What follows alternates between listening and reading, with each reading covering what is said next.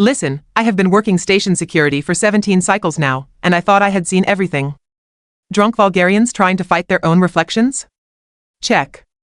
Methane breathers accidentally wandering into oxygen bars? Double check. That one time a Skelwick tried to smuggle 40 kilograms of fermented slime paste through customs? Do not even get me started, but nothing, and I mean absolutely nothing, prepared me for what happened last rotation at Grendel's watering hole. The call came in at approximately 2300 station time. Multiple reports of a massive brawl, sounds of destruction, the usual nonsense that happens when you mix alcohol with a dozen different species who all have very strong opinions about trade routes. My partner, a four-armed Breskin named Torval, looked at me with those vertical pupils of his inside. Another human incident, he asked, already reaching for his stun baton. Does it matter? I responded, checking my equipment belt.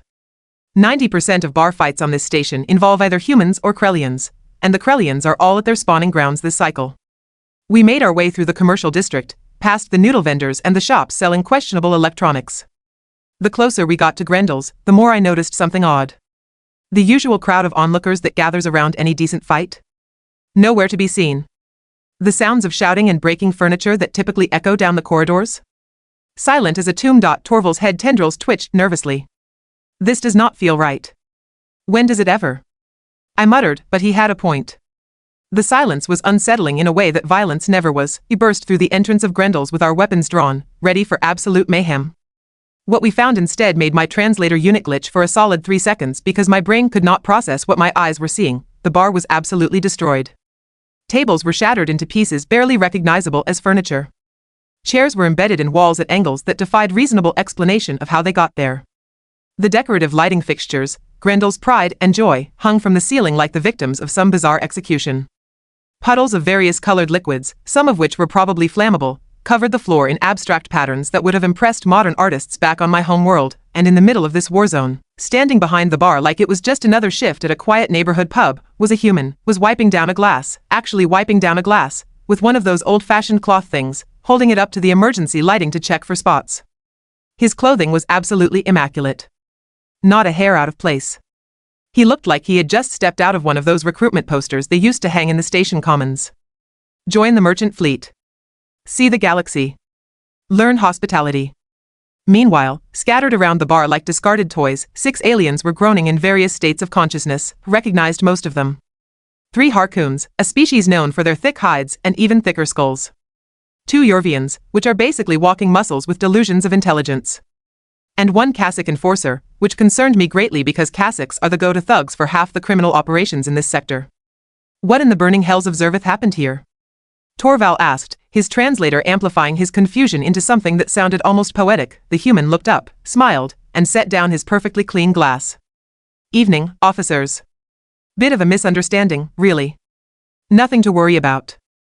Nothing to worry about. Nothing to worry about. I looked at the Harkoon closest to me. He was making a sound like air escaping from a pressure seal, his breathing ragged and painful. One of his arms was bent at an angle that nature definitely did not intend. The Yorvian next to him had what appeared to be the imprint of a barstool on his face. A misunderstanding, I repeated slowly, the way you talk to someone who might be suffering from oxygen deprivation or severe head trauma. Well, more of a disagreement about payment terms, the human said cheerfully. He picked up another glass and started wiping it down. They wanted drinks. I served them drinks. They decided they did not want to pay. I disagreed with their decision. Torval holstered his weapon and pulled out his incident recorder. Name? Marcus Webb, station documentation number 7749 beta. Freelance bartender, currently covering shifts for Grendel while he is visiting his family cluster on Breskin Prime. Nice planet, by the way. I visited once. Lovely bioluminescent forests. I walked carefully around the debris field, trying not to slip on what I really hoped was just spilled Thorian whiskey. The Kasich enforcer was conscious but seemed to be reconsidering many of his recent life choices. His mandibles were clicking in that way they do when they are in extreme pain. Let me see if I understand this correctly, I said, crouching down to activate my medical scanner on one of the Harkoons. Broken ribs, fractured arm, severe concussion. 6 individuals, all with extensive combat experience based on their records, decided not to pay their tab. And you, a single human, resolved this situation? Marcus shrugged. They started it. I just finished it. The casual way he said it made my spine plates itch. Humans have this reputation, you see. Every species in the station has heard the stories. Humans are durable beyond reason. Humans feel pain and just get angry about it. Humans have this bizarre ability to just keep going when any sensible species would have collapsed from shock or blood loss or common sense. Most of us figured the stories were exaggerated. You know how rumors work on stations like this. Someone sees a human lift something heavy, and by the next cycle, the story has evolved into a human wrestling a cargo mech with their bare hands. But looking at this scene, at the 6 professional thugs groaning on the floor, at the completely calm human wiping down glasses like he was working a slow Tuesday afternoon shift, I started to think maybe the stories were not exaggerated enough. Walk me through it, Torval said, his recording device humming. Step by step. Marcus set down his second spotless glass and leaned against the bar. Sure. So, these 6 gentlemen came in about an hour ago. Ordered drinks.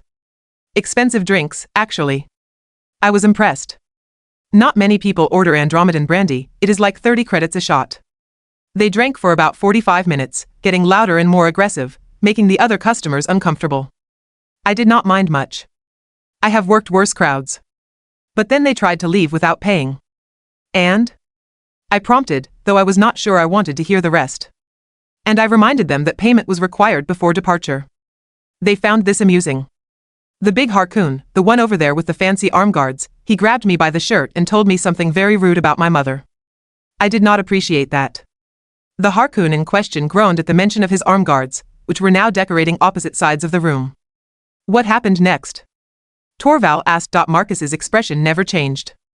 Still pleasant. Still friendly. Still absolutely terrifying in its complete lack of concern.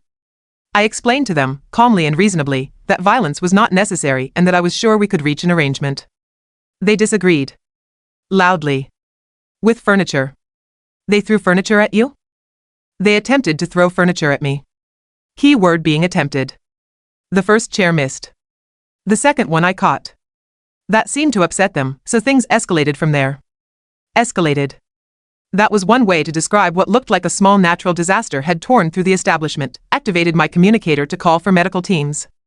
6 injured aliens, various species, probable broken bones and internal injuries. We would need at least 2 transport units. Marcus Webb, I said officially, you are aware that self-defense has very specific legal parameters on this station? I am aware, officer.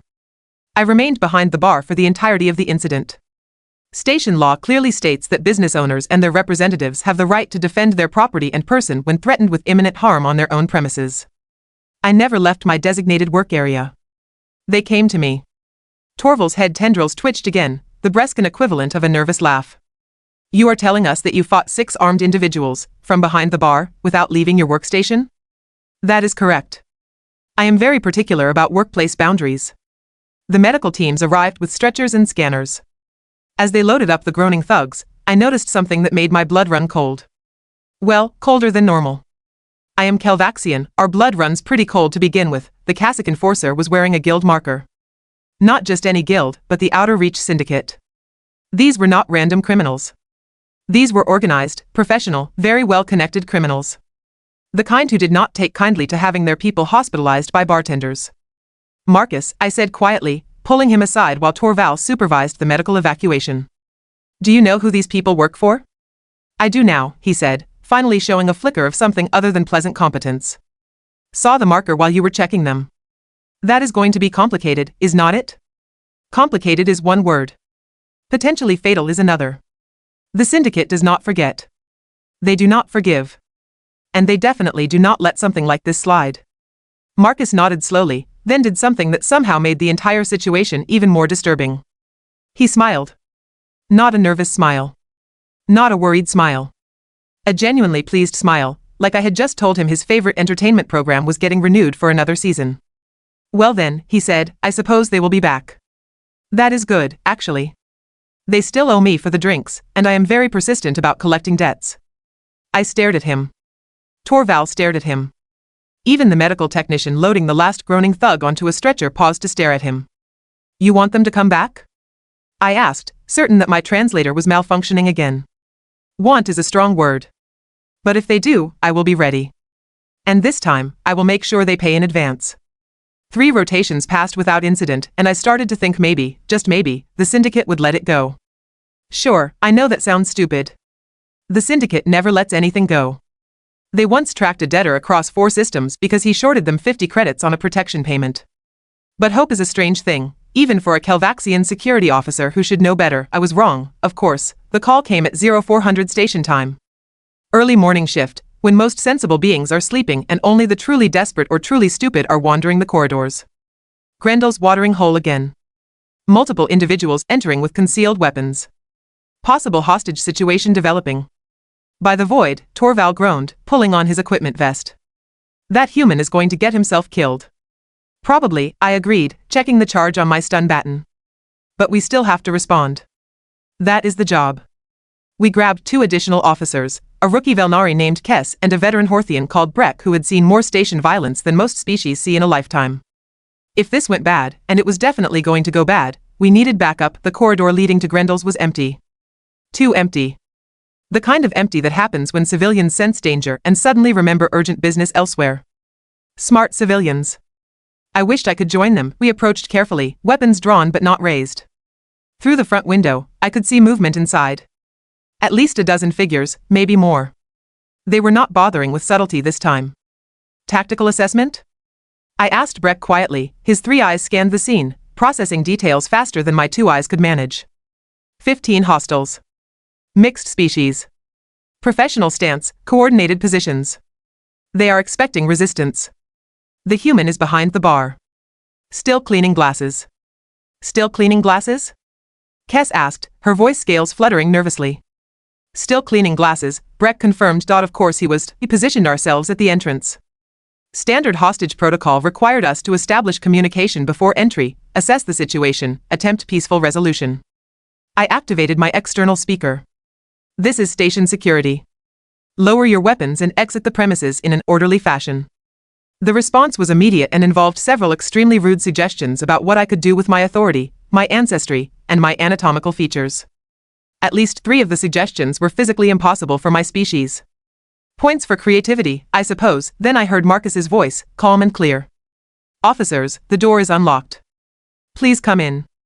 These gentlemen and I are having a business discussion. A business discussion. With 15 armed syndicate thugs.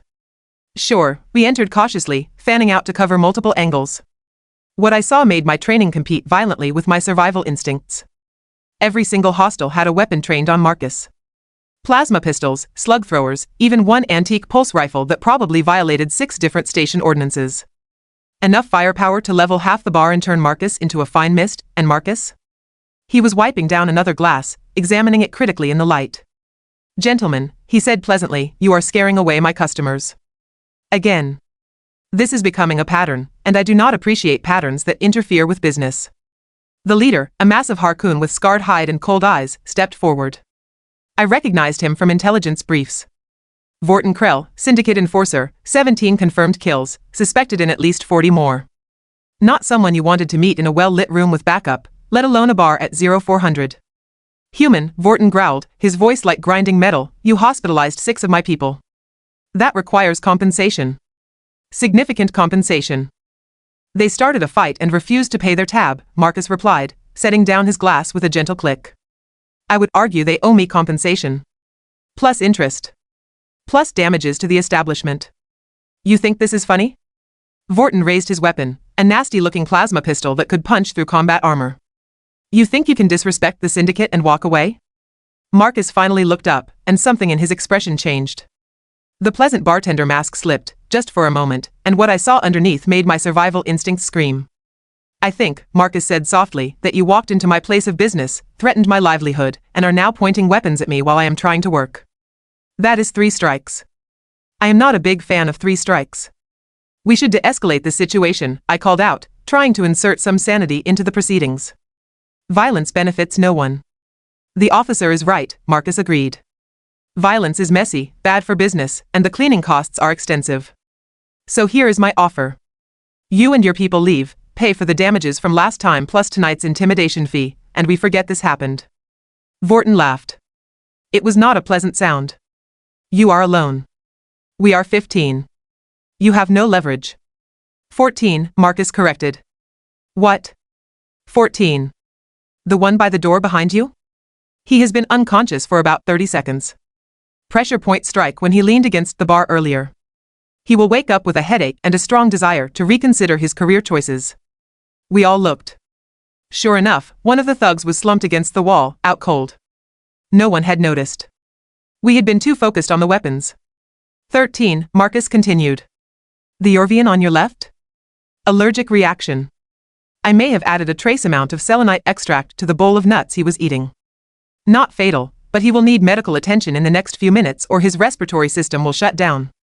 The Orvian in question suddenly clutched his throat, making wheezing sounds. Two of his companions grabbed him, panic evident in their movements. When did you? Vorton started, confusion breaking through his intimidating demeanor.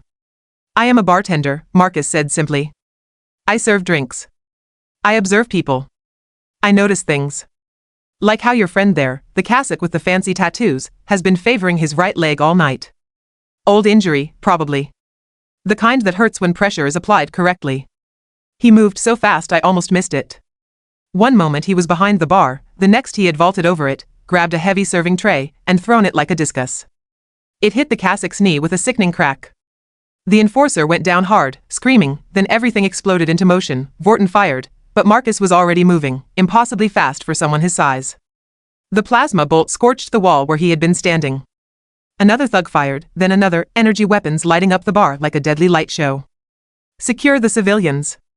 I shouted to my team, even though the only civilian was Marcus and he clearly did not need securing. Marcus moved through the chaos like water through cracks, flowing around attacks, redirecting momentum, using the thug's own movements against them. A punch turned into a throw. A weapon grab became a joint lock. He picked up a chair, not to use as a weapon, but as a shield to redirect shots into the ceiling. One enforcer rushed him with a vibro knife. Marcus sidestepped, grabbed the attacker's wrist, and used his own momentum to send him crashing through a table. Another tried to tackle him from behind. Marcus dropped, rolled, and came up with the attacker's own stun baton, which he promptly used on its owner. This is insane, Kess whispered beside me. This is human, Breck corrected, his tone a mixture of horror and admiration. Vorton, to his credit, realized the situation was deteriorating rapidly.